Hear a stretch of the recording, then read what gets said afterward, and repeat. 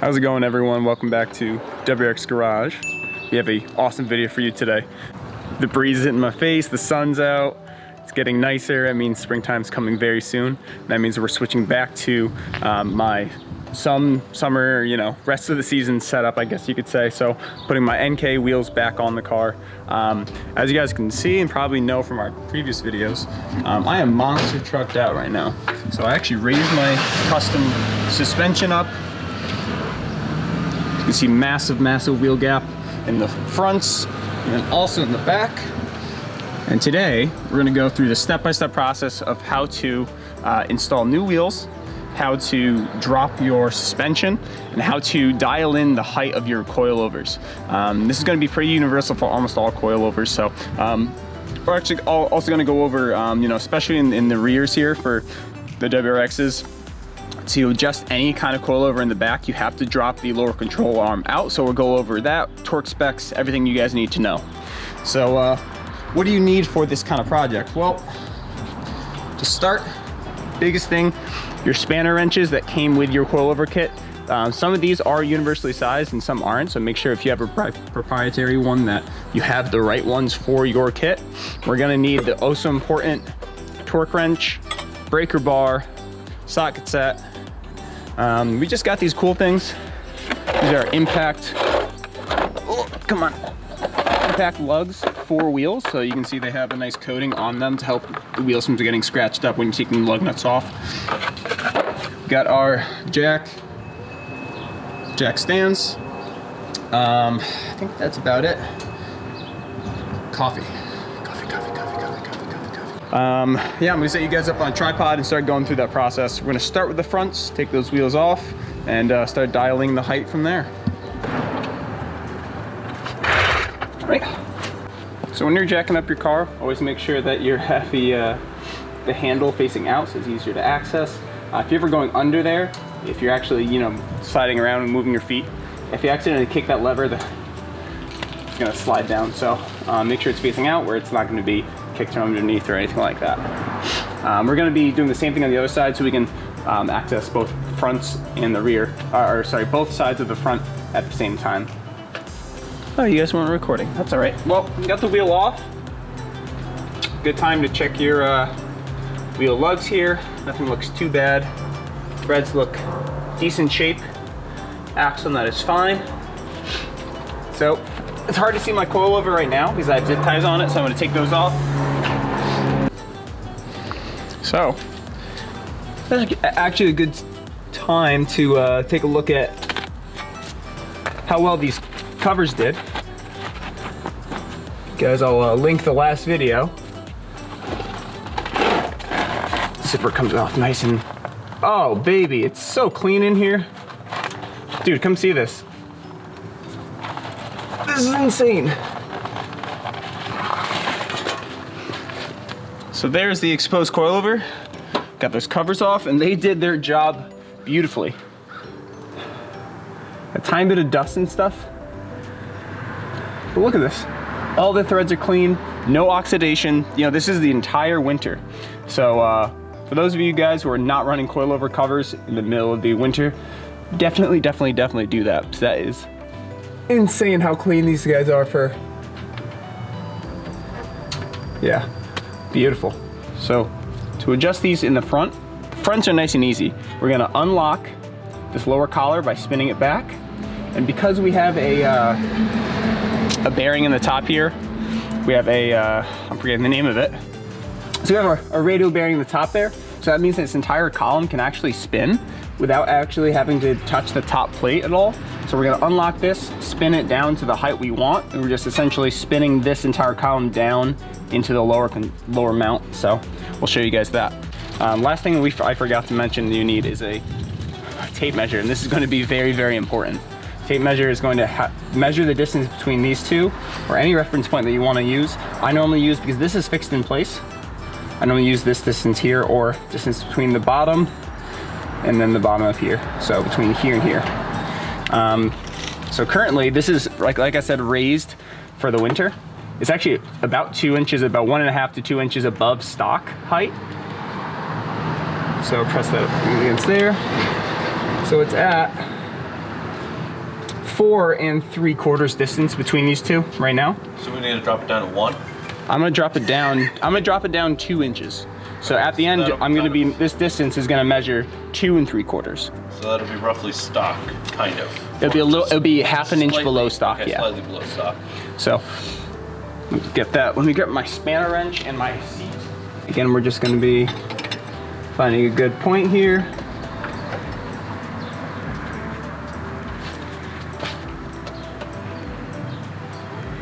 Without breaking my arms. Oh man, I put that thing on there tight. There we go. Beautiful. And she is spinning. All right, so now that that's free, I'm just gonna keep spinning that. If you guys remember correctly, we did a couple things. So first off, we put bow shield T9 on these, T10, what was it? T9, T9, whatever. Yeah. I'll link it down below. On these threads, and that protected them very, very well. So again, spinning this. And then for your coilovers, your front set has a radial bearing. You're taking the entire column and spinning it. Nope, that's just the, let's see if I can get it. There we go. Just doing this a bunch of times.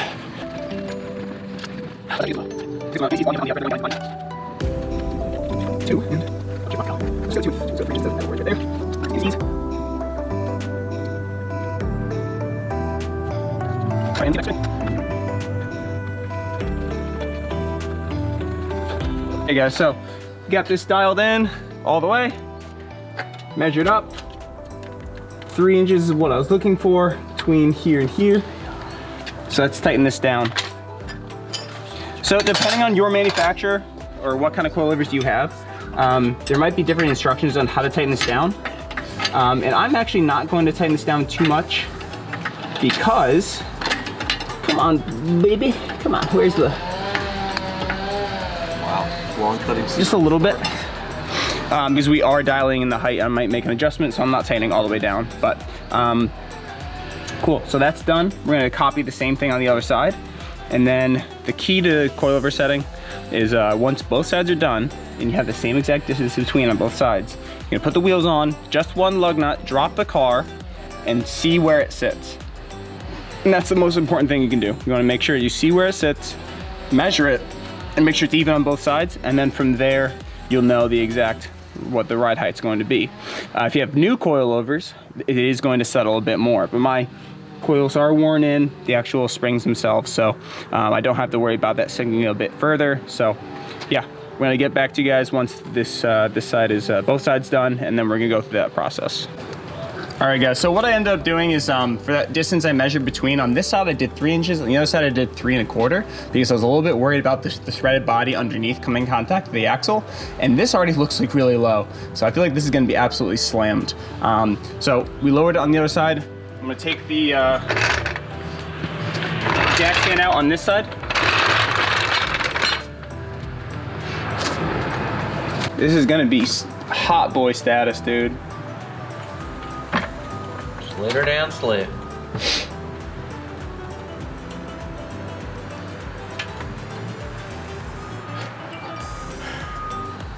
I mean, she's tucked. Holy. Yeah, 3 1/4.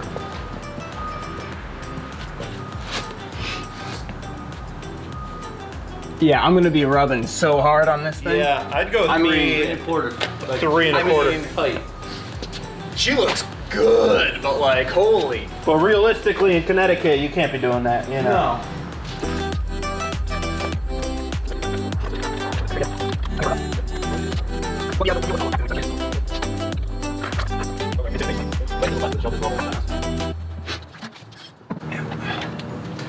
Okay. So that's dialed in. Like I was saying earlier, the best way to tighten these collars is how your manufacturer tells you to do it. And for these guys, the best way to set that in there is actually, from what Fortunato says, is take a big bladed screwdriver, put it in one of these these slots here that you use for tightening and loosening it, and hammer it. And just get it to spin a tiny bit further in there. The other thing I forgot to mention is, if your car has hub rings and the OD on the stock hub face, or the stock hub face is different than what's on your wheel, make sure you use these, because if not, you're gonna have a hell of a ride on the highway. Lining up that blade in there.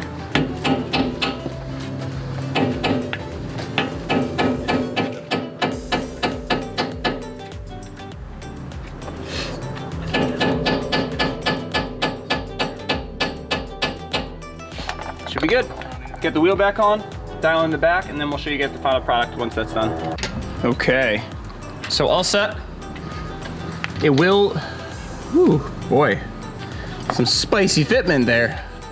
I'm a bit worried, but I think it'll be okay. You can actually lift the entire rear of the car, the entire axle, from the rear diff on these cars. So I'm trying to get you guys in there and just show you exactly where that is. So right in the middle there. Let's see if I can get that focused. There we go. So that piece right in the middle that I'm jacking on is the rear differential, and that is a safe point for jacking the rear axle. So I'm gonna be doing that. And then in the rears here, those are the 2 bolts we're going for, where the coilover's coming down into. That's the lower rear control arms. We're gonna be dropping those bolts out and then spinning that collar and then putting them back in. So my coilover covers here, which I zip tied down. Oh, and they're pristine. These things did a great job. Glad I did that. As you guys can see, these are not on a radial bearing in the top, so we can't spin the entire column. So unfortunately, to get this out, we have to drop the lower control arm and then get this spinning like that, so we can take this piece in the bottom and spin it up. So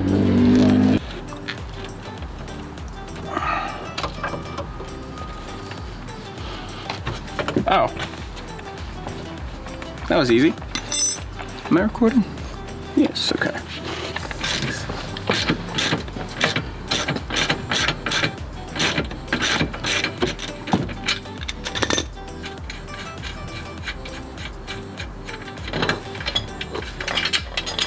Let me get the, oh.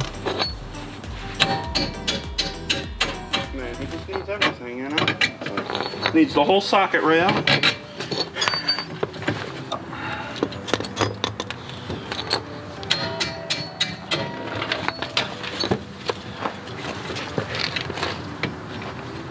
Can you put a little bit of pressure on this? Push down just a little bit. A little less. A little more. Perfect.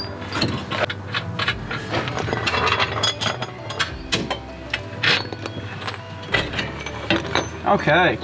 Okay. All right, so now that we got that lower control arm out, we got those 3 bolts, we're spinning this collar up. And I forgot to measure the distance. Tape measured right there.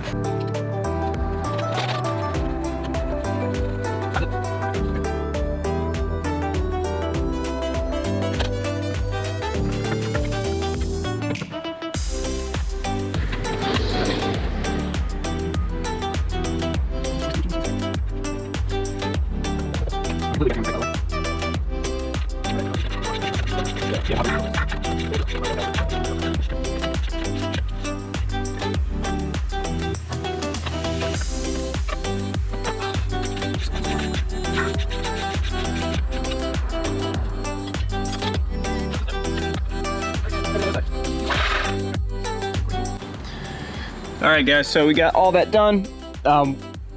Did this bolt, that bolt, and the one in the back to lower that control arm, get it back in. Make sure we put anti-seize back on there because that's super important. Make sure that those are nice and pliable and doing well. Yeah, so we're gonna leave it like this, do the same thing on the other side, same measurement between these, and then do the same thing as the front. We're gonna put the wheels back on, check it, and yeah, should be good to go. So this is the second time I've lowered the car technically, so revision 2 on the fitment. We got 2 fingers in the back, 2 fingers in the front, all the way around. And it looks really good. So let's look at that camber real quick. Pretty much matched up camber perfectly in the front and rears. Just slight bit of aggression. It's kind of hard to see on camera, but boy, do they look good poking out there. And that ceramic coating on them looks absolutely mental. Absolutely. Sound like a Brit there for a second. So we're gonna have revision 3 coming through when I switch to my my bigger tire set. So the 265/40 is what I'm planning on doing with Summers. So yeah, looks amazing. Most important part now, we're gonna raise the rear back up. We're going to go back under the lower control arms and torque those down to spec. It's 89 and then 34 foot-pounds respectively on the different bolts under there. And then we're also gonna go all the way around the car and torque down our lug nuts. Subaru will normally do around 80. So we're gonna do 80 to all the lug nuts and we are good to go. Comment down below what you guys think of this fitment. How does it look? I think it's perfect. Maybe dying a tiny bit more camber at some point, but she's sitting pretty low.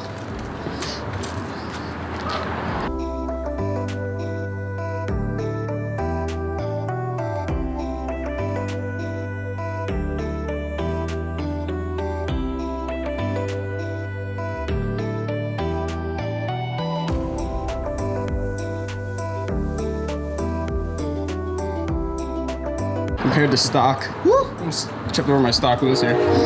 So she looks good, good, good. All right, guys.